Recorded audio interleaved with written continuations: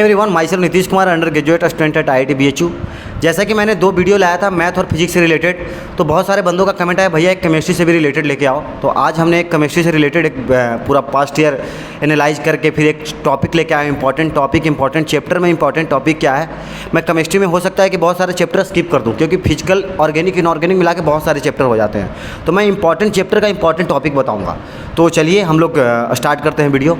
Hi, I am Vivek Kumar और आज हम आप लोगों के लिए लेके आए हैं केमिस्ट्री का सम इम्पॉर्टेंट टॉपिक। अगर आपकी केमिस्ट्री में मार्क्स बहुत कम आ रहे हैं, अगर तुम कट ऑफ नहीं पार कर पा रहे हो, तो ये टॉपिक करके चला जाना, तुम्हारी केमिस्ट्री की कट ऑफ पक्का पार हो जाएगी। और अगर तुम्हारे केमिस्ट्री में बहुत अच्छे मार्क्स आ रहे हैं तो ये टॉपिक तो करके ही जाना, तुम ये कभी बस छोड़ के जाना। इसलिए ये वीडियो देखो। पहले हम लोग स्टार्ट करेंगे फिजिकल केमिस्ट्री से। तो यार फिजिकल केमिस्ट्री में मैं मानता हूँ कि सबसे पहले बच्चों को 11th में आते ही पढ़ाया जाता है मोल कॉन्सेप्ट। तो मोल कॉन्सेप्ट ऐसा है कि अगर तुम फिजिकल आता है उस बंदा को आता ही होगा। मोल कॉन्सेप्ट क्या है कि बेसिक है, उसका किसी भी चैप्टर में पूछ देगा कि लास्ट में जो रिएक्शन निकल रहा है कितना मोल हो रहा है, क्या हो रहा है, भाटीवर। समझा बात को? तो मैं मानता हूँ कि मोल कॉन्सेप्ट तुम्हें आना चाहिए। मोल कॉन्सेप्ट से क्वेश्चन भी आ जाते हैं एडवांस में, ऐसा नहीं कि फालतू चैप्टर है, बेसिक है सिर्फ। इससे कभी कभी स्पीक मोल कॉन्सेप्ट से ही आ जाता है, समझा? तो इसलिए मोल कॉन्सेप्ट इंपॉर्टेंट है, ये पढ़ लेना। मैं इसमें बता नहीं रहा हूँ कौन टॉपिक, इसमें सब लास्ट में रिडॉक्स रिएक्शन इसका जो इसमें पढ़ाया जाता है, ये देख लेना। रिडॉक्स रिएक्शन एक बार, रिडॉक्स रिएक्शन ये इंपॉर्टेंट है। दूसरा इंपॉर्टेंट चैप्टर है एटॉमिक स्ट्रक्चर। ये एडवांस के पॉइंट ऑफ व्यू से बहुत ज़्यादा इंपॉर्टेंट है, क्योंकि इससे क्वेश्चन आते ही आते हैं हर एक साल। इसमें सबसे पहले तो फोकस कर उस टॉपिक पे, फोटो इलेक्ट्रिक इफेक्ट पे। फोटो इलेक्ट्रिक इफेक्ट पे नहीं होता कि एक एनर्जी हम लोग मेटल पे डालें, उसमें से इलेक्ट्रॉन निकला, वो गया कितने स्पीड से, बीच में हम लोग इतना एक्सेलरेट बोर्ड से उसको हम लोग एक्सेलरेट कर दिए पोटेंशियल से, तो बताओ क्या होगा? एनर्जी, काइनेटिक एनर्जी जो भी भाग। तो रिलेशन एक ही है उसमें कि हमने जितना एनर्जी डाला वो work function plus kinetic energy में चेंज हो जाएगा। और लास्ट में तुम श्रोडिंगर वेव इक्वेशन देख के चला जाना। उसमें ग्राफ सबसे इंपॉर्टेंट है कि वो जो नहीं होता है 1s का ग्राफ क्या होगा, 3D का ग्राफ क्या होगा। जो ग्राफ बनाते हैं और हम लोग देखते हैं कि जो एक्स एक्सिस को जितना बार कट कर रहा है उतने नोड आ गए, ठीक है? तो पूछ देगा तुमसे, तो ये इंपॉर्टेंट है, ये देख के चला जाना तुम। श्रोडिंगर वेव इक्वेशन मैं बोल रहा हूँ, उसमें मान ले कि तुम सब ले ले, radial probability density versus graph का वो जो आता है रिलेशन, वो सब आ गया इसमें श्रोडिंगर वेव इक्वेशन अगर देखेगा तो। और एक एनर्जी लेवल वाला जो तूने नहीं पढ़ा था कि यहाँ से यहाँ आएगा तो कितनी एनर्जी रिलीज होगा, 2 से 1 में n बराबर 2 से n बराबर 1 में आएगा, तो रिलेशन होता है -13.6 Z² अपन n² शायद। तो देख लेना एक बार। Chemical equilibrium. केमिकल इक्विलिब्रियम क्या है कि उससे भी इजी सवाल आते हैं। वो क्या है ना कि तुम अगर किया होगा तो बना लेगा, क्योंकि वही केस केपी तू निकाल रहा है वहाँ पे, केसी केपी वही आता है, ठीक है? वो केसी ही निकलवाएगा, केपी ही निकलवाएगा, वहाँ पे यही आते हैं। उसी में पूछ देगा, केपी में तुम्हें इंटीजर टाइप में पूछ देगा कि जो जैसे कि तुम नहीं करता है कि सम इनटू प्रोडक्ट अपॉन नीचे रिएक्टेंट आता है, तो प्रोडक्ट का पावर कुछ x आ रहा, बोल रहा कि x क्या आ रहा है, तो यही से पूछ देगा इंटीजर टाइप में तुमसे। तो इसमें तुम सबसे पहले एक और चीज़ देख के चल जाना इसमें, कि जैसे कि रिएक्शन दिया हो रहा था, नहीं बोल देता है कि भैया प्रेशर बढ़ा दिए तो बताओ कि रिएक्शन फॉरवर्ड शिफ्ट होगा या बैकवर्ड शिफ्ट होगा। बोलेगा कि वॉल्यूम बढ़ा दिए, वॉल्यूम घटा दिए, सब ये सब इंपॉर्टेंट है। मैं मान रहा हूँ कि ये इजी है। आयोनिक तुम्हारा अच्छा है तो तुम इसमें बफर करके जा सकते हो, और हाइड्रोलिसिस ऑफ सॉल्ट, ये 2-3 टॉपिक इंपॉर्टेंट है थोड़ा, ये सब करके जा सकते हो। pH देख लेना थोड़ा बहुत। और अगर तुम्हारा अच्छा नहीं है तो छोड़ के चले जाओ भाई। एडवांस आयोनिक में ईजी क्वेश्चन नहीं पूछता, कभी अच्छा क्वेश्चन नहीं पूछता, और जितना टॉपिक बोला वो करके जाना एटलीस्ट। अब हम लोग देखते हैं थर्मोडाइनमिक्स। तुम जान रहा होगा कि मेरे से ज़्यादा कि थर्मोडाइनमिक्स बहुत इंपॉर्टेंट चैप्टर है, ठीक ना? वो सबको पता चल जाता है, जो भी जेई एस्पिरेंट होता है ना उसको पता होता है कि इंपॉर्टेंट चैप्टर क्या होता है। तो तुम जान रहे हो कि थर्मोडायनेमिक्स कितना इंपॉर्टेंट है, फिजिक्स में भी, केमिस्ट्री में भी। तो मैं बोलूँगा इसमें सब करके जाना तुम्हें, first law, second law, third law. सबसे ज़्यादा तुम्हें फोकस करना है इसमें गिब्स फ्री एनर्जी, ये सब आता है ना, स्पॉन्टेनिटी क्राइटेरिया क्या होता है। केमिस्ट्री में ये सब पे ज़्यादा फोकस करता है, सेकंड लॉ, थर्ड लॉ पे। और फिजिक्स में क्या है कि फर्स्ट लॉ पे ही फोकस करता है, ठीक है? तो केमिस्ट्री में तुम थर्ड लॉ, सेकंड लॉ देख के चल जाइए कि क्या स्पॉन्टेनिटी का क्राइटेरिया होता है, गिब्स फ्री एनर्जी क्या होता है, उससे रिलेशन क्या होती है, इंट्रोपी की रिलेशन फार्मूला क्या होता है XICP ln T1/T2 कुछ होता है, ऐसा मैं पढ़ा था, तो वो सब देख लेना। फिर इसमें और देख लेना, ये तो पता ही नहीं चले फर्स्ट लॉ मैं नहीं बोला हूँ, इसका मतलब ये नहीं समझ लेना कि फर्स्ट लॉ से आता ही नहीं है। वो पूछेगा तुमसे ये डियाबेटिक प्रोसेस, ये सब पीवी के पावर गामा वाला जो है फेमस, ये सब पूछेगा ही पूछेगा तुमसे। वर्क इसका बर्डन, इससे भी याद रखना है तुमको, मुंह पे टिप्स पे याद होनी चाहिए तुम्हें कि कैसे बर्डन का क्या फार्मूला होता है। वहाँ पे केमिस्ट्री में ये नहीं कि केमिस्ट्री में तुम वहाँ पे डिराइव कर रहे हो, फार्मूला आ रहा है, पुट करो, निकलो एकदम सड़क दो। फिजिक्स मैथ क्या है ना भाई कि तुम्हें क्वालिफाई करवाएगा, लेकिन केमिस्ट्री क्या है ना कि तुम्हें रैंक दिलाएगा। तो इसीलिए मैं बोल रहा हूँ केमिस्ट्री इंपॉर्टेंट है। जो बंदा को केमिस्ट्री आता है ना वो 60-70 नंबर मान के चल के वो ले आएगा, जो अच्छे से केमिस्ट्री पढ़ाओ। 60-70 तो यहीं से आने वाले हैं। मैथ फिजिक्स अगर वो एवरेज बंदा है तो उसको 40-50 ही फोकस करना। इसीलिए केमिस्ट्री हमने केमिस्ट्री नहीं पढ़ा, इसलिए मैं अभी IIT BHU में बैठा पढ़ा हूँ, सच्चाई है। दूसरा इंपॉर्टेंट चैप्टर मान के चल सॉलिड स्टेट। सॉलिड स्टेट तू भी जानता होगा, इसमें सबसे ज़्यादा इंपेरिकल फार्मूला पे फोकस कर लेना कि ये एटम मिला दिए एक कॉर्नर पे, एज पे, ये सेंटर पे, तो बताओ कि इसका फार्मूला क्या जनरेट हो रहा होगा। तो ये देख लेना। और ये थोड़ा इसमें से FCC लैटिस, BCC, SCP, ये 3 इंपॉर्टेंट है। इनके सब चीज़ पैकिंग एफिशिएंसी, सब चीज़ इंपॉर्टेंट रेडियस का रिलेशन, ये सब देख के चला जाना क्या क्या होता है, ठीक है। और लास्ट में मैं बोलूँगा वॉइड क्या है ना कि नहीं बनेंगे, वॉइड से बंदों का वीक भी होता है, बहुत सारा वॉइड टफर साइड चला जाता है, तो वॉइड नहीं भी पड़ेगा कोई दिक्कत की बात नहीं, ज़्यादा सवाल नहीं पूछता वॉइड से। फिर लास्ट में चल जाता हूँ डिफेक्ट पे, डिफेक्ट स्टोइकियोमेट्रिक डिफेक्ट एक सब जो होता है ना कुछ वो सब पढ़ के चला जाना। अब नेक्स्ट टॉपिक पे हम लोग चलते हैं लिक्विड सॉल्यूशन। लिक्विड सॉल्यूशन में कोलिगेटिव प्रॉपर्टी होती है, वो 4 टाइप की कोलिगेटिव प्रॉपर्टी, वो बहुत इंपॉर्टेंट है, उससे एडवांस पूछता भी है कभी कभी।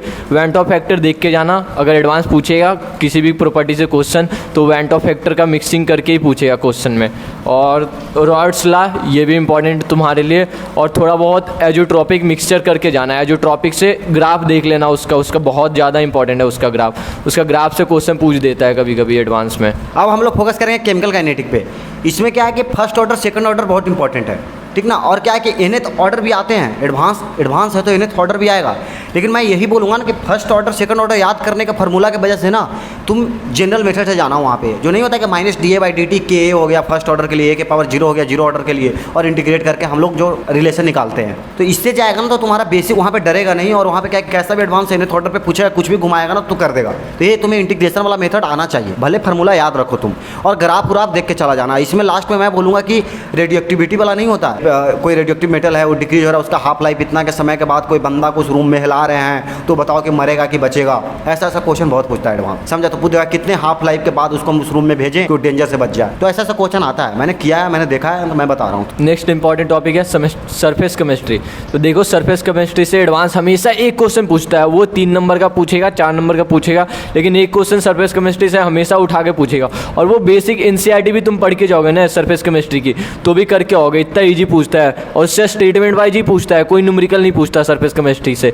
इससे इंपॉर्टेंट टॉपिक एक है फ्रेंडलिक आइसोथर्म कर्व, ये बहुत इंपॉर्टेंट है, इससे पूछता है। थोड़ा बहुत मिसल फॉर्मेशन देख लेना, फ्रेंडलिक आइसोथर्म कर्व की प्रॉपर्टी जो होती है थोड़ी बहुत, और उसका जो ग्राफ होता है फ्रेंडलिक आइसोथर्म का, वो देख के जाना, वो ज़्यादा इंपॉर्टेंट है। इलेक्ट्रोकेमिस्ट्री में इंपॉर्टेंट तुम्हारा EMF ऑफ गैल्वेनिक सेल, वो कैसे निकलता है वो देख के जाना। नर्ज इक्वेशन का थोड़ा बहुत बेसिक से प्रूव करके जाना, वो इंपॉर्टेंट है। नर्ज इक्वेशन का बेसिक से प्रूव करके जाओगे तुम्हारा कंसेप्ट अच्छे से खुलेगा।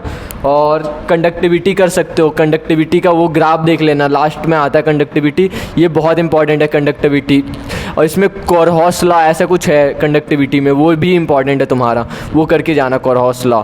और फ्राडा लॉ देख लेना, फ्राडा लॉ से भी एडवांस मिक्स करके क्वेश्चन पूछता है थोड़ा बहुत, तो वो करके जाना है एटलीस्ट। अगर तुम्हें इलेक्ट्रोकेमिस्ट्री नहीं पढ़ो, टफ लगता है, तो इसे छोड़ के भी जा सकते हो, ये इससे एडवांस थोड़े अच्छे सवाल पूछता है मतलब। तो नेक्स्ट हम लोग केमिस्ट्री में चलते हैं इनऑर्गेनिक केमिस्ट्री पे। इनऑर्गेनिक केमिस्ट्री बहुत लोगों को अच्छा भी लगेगा, ये स्कोरिंग चैप्टर है, और बहुत को ख़राब लगता है क्योंकि ये रटने वाला टॉपिक है। तो देखो भाई, अभी एडवांस में तुम्हें नंबर लाना है, रटने वाला टॉपिक है, मैं मानता हूँ बहुत को ख़राब लगता है, पर रट के जाना, यही नंबर दिलाएगा तुम्हें एटलीस्ट लास्ट में। तो इनऑर्गेनिक में हम लोग स्टार्ट करते हैं पीरियोडिक टेबल से। तो पीरियोडिक टेबल तुम्हें बेसिक आना चाहिए पीरियोडिक टेबल का, कि periodic table left to right जाते हैं तो कैसे एटॉमिक रेडियस बढ़ता है घटता है, इलेक्ट्रॉन एफिनिटी, इलेक्ट्रोनेगेटिविटी, ये सब का बेसिक प्रॉपर्टी याद करके जाना, ये आगे भी तुम्हारे ब्लॉक केमिस्ट्री में हेल्प करेगा। और ये थोड़ा मतलब इनऑर्गेनिक के बेसिक के लिए अच्छा चैप्टर है, तो छोटा चैप्टर है, करके जा सकते हो इसे। इनऑर्गेनिक में मैं बात करूँगा केमिकल बॉन्डिंग के बारे में। केमिकल बॉन्डिंग में क्या है ना कि ये मोस्ट इंपॉर्टेंट चैप्टर है इनऑर्गेनिक के लिए।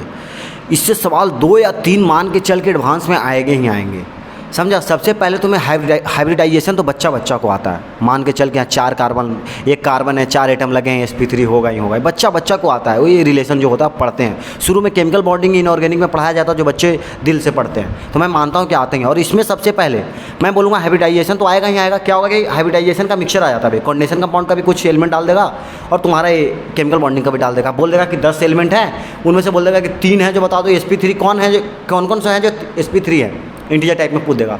तो 3 तो चलो तुम केमिकल बॉन्डिंग से कर देगा, 3 तुमको कॉन्डेंसेशन कंपाउंड वाला कॉन्सेप्ट लगाना पड़ेगा, वही स्क्वायर प्लेनर, कौन है जो पेयरिंग होगा स्ट्रॉन्ग फील्ड लिगेंड की वजह से, तो ये सब देखना पड़ेगा तुम्हें। और मैं बोलूँगा कि एमओटी मोस्ट इंपॉर्टेंट है एकदम। इसमें टॉपिक जो बोला जाता है ना, वो सबसे इंपॉर्टेंट टॉपिक एमओटी है। एमओटी पे तुम्हें फोकस रखना, मॉलिक्यूलर ऑर्बिटल थ्योरी पे।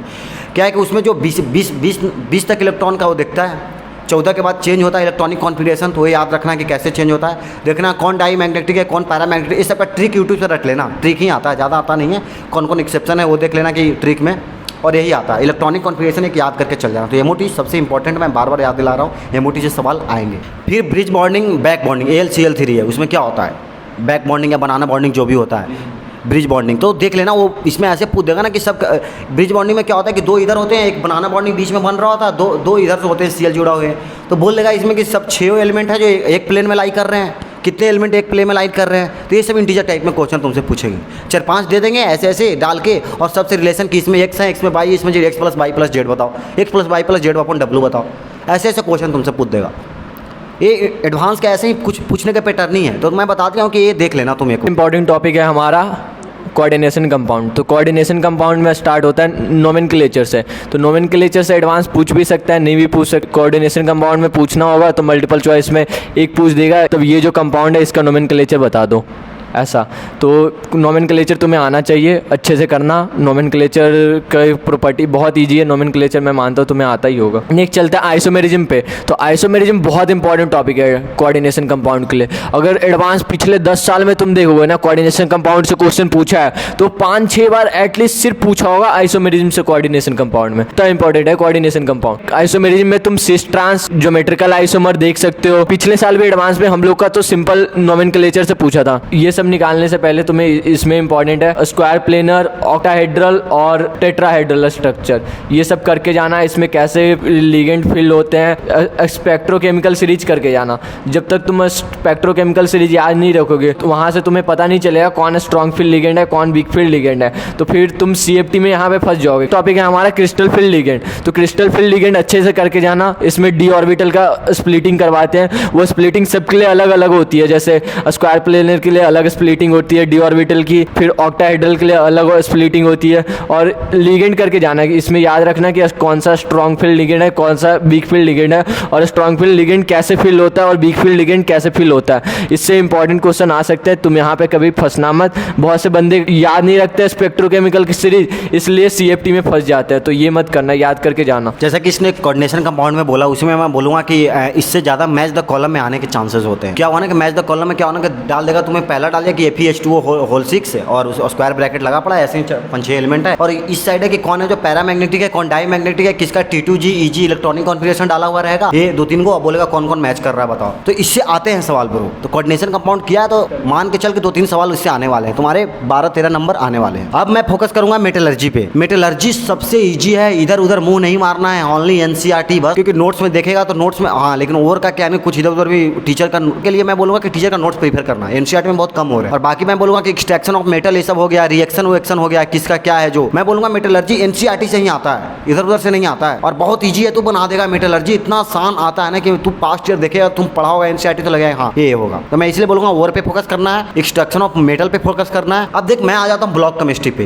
ब्लॉक केमिस्ट्री पे क्या है ना कि एडवांस पूछता है, लेकिन बहुत सारे बंदों का क्या है रटने से नफरत होता है। तो P ब्लॉक जैसे कि बहुत बड़ा पोर्शन हो जाता है, P ब्लॉक अकेला ही बहुत इनऑर्गेनिक का मेन P ब्लॉक ही है। बहुत बंदों का P ब्लॉक कंप्लीट नहीं होता है। तो मैं बोलूंगा कि कोई दिक्कत की बात नहीं है, ये सब बाकी जो है जो कंप्लीट कर ले। फिर मैं बता रहा हूँ कि S block, P block, D and F block में क्या करना है। तो S ब्लॉक में इंपॉर्टेंट है NCERT से पढ़, NCERT से जिसको पढ़ना आया था बस NCERT, इधर उधर मत नहीं। और NCERT का जो रिएक्शन है पिछले साल ही पूछ दिया था मैच द कॉलम में, NCERT का रिएक्शन है ना उसी को देखना है, बस इधर उधर नहीं देखना है, ज्यादा एक्स्ट्रा बुक का नहीं। NCERT करके जाओ बस। इनऑर्गेनिक के लिए यार NCERT से इधर उधर आता ही नहीं है, एडवांस हो या मेंस हो, एक आध क्वेश्चन आते हैं बस, एक आध क्वेश्चन को छोड़ दे तू, बाकी तो बना। बच गया P ब्लॉक। P ब्लॉक में क्या है कि सबसे इंपॉर्टेंट मैं मानता हूँ कि नाइट्रोजन ऑक्सीजन फैमिली होता है। फिर मैं प्रीफर दूंगा कार्बन फैमिली को और ब्रोन फैमिली को। D एंड F ब्लॉक छोड़ के ही जावे, समझा। D एंड F ब्लॉक क्या है कि आते भी नहीं है उतने सवाल, आएंगे तो घुमा देगा ज़्यादा और सेंस नहीं है उसका, उससे ज़्यादातर वो पूछ देता है, कलर उलर पूछ देता है कि MnO4- का कलर क्या होगा। छोड़ भी देगा तो कोई दिक्कत की बात नहीं है, लेकिन मैं बोलूँगा कि ब्रोन कार्बन नाइट्रोजन ऑक्सीजन एक बार देख के चला जाना, अगर जिसका स्ट्रॉन्ग है, जो मतलब कि जिसका ब्लॉक केमिस्ट्री स्ट्रॉन्ग है, इसको उसके लिए मैं बता रहा हूँ। तो अभी एडवांस के लिए बस 10 दिन बचे हैं, और अगर तुम्हारा सॉल्ट एनालिसिस अच्छा है, अगर रिवाइज कर लियो, क्वेश्चन बन जाते हैं, तो तुम उस पर कॉन्फिडेंस रहो, करके जाना उससे।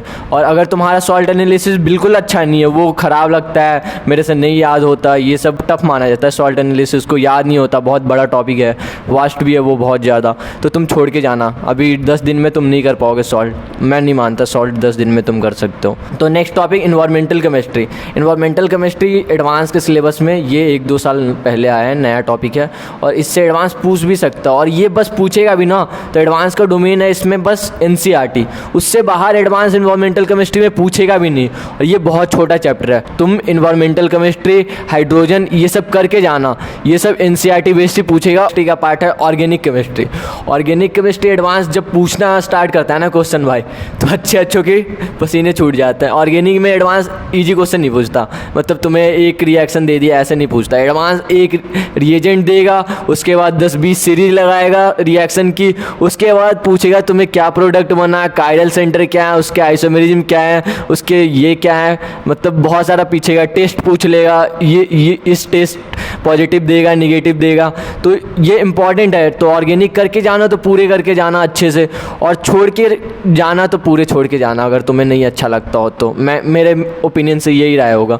हाँ, तो स्टार्ट करते हैं। जैसे कि IUPAC हो गया, तो IUPAC एडवांस में एक आध ऑप्शन में पूछ सकता है, नोमेनक्लेचर आना चाहिए। और मैं मानता हूँ नोमेनक्लेचर तो सबको आता है, ईजी होता है नोमेनक्लेचर। फिर चलते हैं आइसोमेरिज्म पे। तो आइसोमेरिज्म पे जो बेसिक होती है, ज्योमेट्रिकल आइसोमेरिज्म, ये सब आना चाहिए। ये सबसे एडवांस पूछता है। स्ट्रक्चर पूछ देगा कि कितने स्ट्रक्चर बनेंगे, कितने GI बनेंगे, ऐसे करके, तो वो कर लेना। ऑप्टिकल आइसोमेरिज्म सबसे इंपॉर्टेंट है। एडवांस ऑप्टिकल आइसोमेरिज्म हर एक क्वेश्चन में घुस आता है। ऑप्टिकल आइसोमेरिज्म करके जाना, इसे कभी मत छोड़ना। अब हम लोग फोकस करेंगे GOC में। GOC में क्या है कि वो इंपॉर्टेंट नहीं है, इससे सवाल आएंगे नहीं। मेरे ओपिनियन में अगर GOC तुम्हें नहीं आ रहा तब तेरी पूरी ऑर्गेनिक गया। क्यों? क्योंकि अगर GOC जान रहा तभी तुम आगे बढ़ पाएगा। एक समझ ले कि चैन रिएक्शन है। अब देख GOC में क्या है कि जैसे कि मेजोमेरिक इफेक्ट हो गया, रेजनेस इफेक्ट हो गया, हाइपर कंजुगेशन हो गया, ये सब तुम्हें आना चाहिए। इसकी ये याद रहना चाहिए कि किसका ज्यादा होता है, किसका कम होता है, एक सीरीज होता है जो तो रहेगा तभी तुम्हें दे देगा। जैसे कि एसिड का पूछ दिया, ये पूछता है एडवांस कि इसमें से बताओ स्ट्रॉन्गेस्ट एसिड कौन है, एसेंडिंग ऑर्डर में इसको सजाओ, तो उसमें मेजोमेरिक इफेक्ट लग रहा होगा, हाइपर कंजुगेशन लग रहा होगा, ये सब बहुत सारे इफेक्ट लग रहे होते हैं। और इफेक्ट का तुम्हें पता ही नहीं कि किसकी सबसे ज्यादा हायर पावर होती है, तुम कैसे करेगा। तो मैं बोलूंगा कि GOC तुम्हें आना चाहिए, तभी आगे कर पाएगा तुम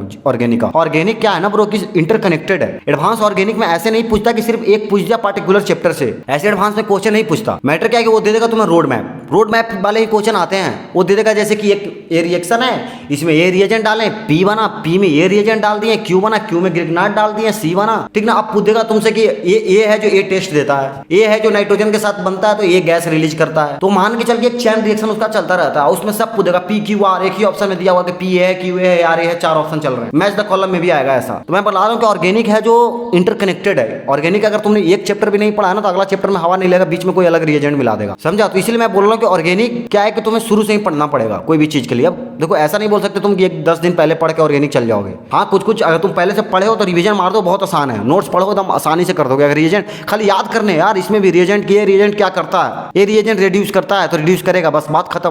कार्बोनिल कंपाउंड सबसे इंपॉर्टेंट है। इसमें मैं क्या बताऊं, एनसीईआरटी में जो दिया हुआ वो कम से कम पढ़ ले। एरोमेटिक कंपाउंड भी यही मैं बोलूंगा, इसको तुमको याद रखना है। जैसे कि मैं बता रहा हूँ कि देखिए यहाँ पे लिखा हुआ है Etard reaction, Gattermann reaction, Gattermann Koch reaction, Kolbe electrolysis, Rosenmund, ये सब जो इंपॉर्टेंट है हाईलाइटेड है। तुम्हें पता होगा कि कौन कौन हाईलाइटेड है, वो देखना, उससे आते ही आते हैं। कि मैं पूछ देता है कि SN1 शो कर रहा है कि SN2 शो कर रहा है, मिक्स आता है। केमिस्ट्री में क्या है ना कि 3 चैप्टर बढ़ जाते हैं, फिजिकल, ऑर्गेनिक, इनऑर्गेनिक। तो 33 तीनों का वेटेज होता है। तो 3-4 ही 5 क्वेश्चन बनते हैं। अब 5 क्वेश्चन में ही तब बनेगा तो भाई मान के चल को पूरा 10 चैप्टर है ऑर्गेनिक में, तो 10 से 10 सवाल थोड़े बन सकते हैं, उस सबको मिक्सी करके बनाएगा ना। क्या है ना कि आइसोमेरिज्म से सवाल बनते नहीं है वे, पढ़ते इतना बड़ा चैप्टर आइसोमेरिज्म हम लोग पढ़ने में लगता है कि 1 महीना शुरू में लगा देते हैं टीचर लोग अच्छे से पढ़ाने में। 11th में हो तुम तो ड्रॉपर का तो अलग बात है, और इससे सवाल आता ही नहीं है। अब कि भैया आता तो है, वो ऐसे नहीं आता। वो दे दिया जैसे कि रोड मैप दे दिया, P बना, Q बना, R बना, और R का है जो बताओ कि उसमें कितने कायरल कार्बन, R क्या बताओ इनैंसोमर है कि नहीं है। तो ऐसे सवाल पूछेगा तुमसे। मेरी केमिस्ट्री सबसे वीक थी ब्रो, इसकी वजह से मैं आज रो रहा हूँ। अब रो नहीं रहा, मतलब मैं बता रहा कि मतलब कि इसके वजह से मैं अभी IIT BHU में हूँ, नहीं तो और अच्छी नंबर आ जाते मेरे। इसमें बहुत कम नंबर आए थे और मेरे को यार पढ़ने में मजा ही नहीं आता था केमिस्ट्री यार। तो मैं समझ सकता हूँ बहुत सारे जो मैं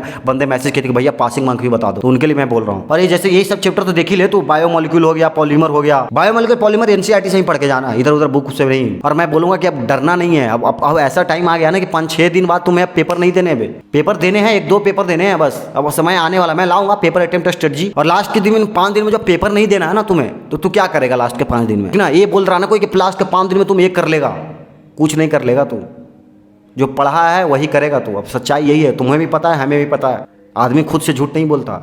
तुम्हें कोई सामने आके बोल रहा है 10 दिन स्ट्रेटजी, 5 दिन स्ट्रेटजी, ये रिवाइज करके जाना। मैं ये बता रहा हूँ, ये नहीं कर रहा कि 5 दिन में तुम 200 नंबर फोड़ दोगे, 250 नंबर फोड़ दोगे। ये नहीं बोल रहा हूँ। और मैं लाऊंगा वीडियो पेपर अटेम्प्ट स्ट्रेटजी का, कैसे पेपर देना है, लास्ट के कैसे दिन रहना है, क्योंकि लास्ट के दिन में भाई ये माइंडसेट होता है कि जैसे तुम सोने जाएगा ना तो एक उठेगा ना तो भाई सब तुरंत सोने जा रहा है कि अब चलो सो जाते हैं, 9 बज रही है, कल पेपर है, एक बार माइंड में आता है ये देख लेता हूँ, डर सा लग रहा है, ये देख के आ जाता हूँ, फिर सो जाऊँगा, वैसे रात हो जाती है, पूरी बीत जाती है, 3-4 बज जाएगा, ये नहीं कर, समझा। चल मिलते हैं अगले वीडियो में।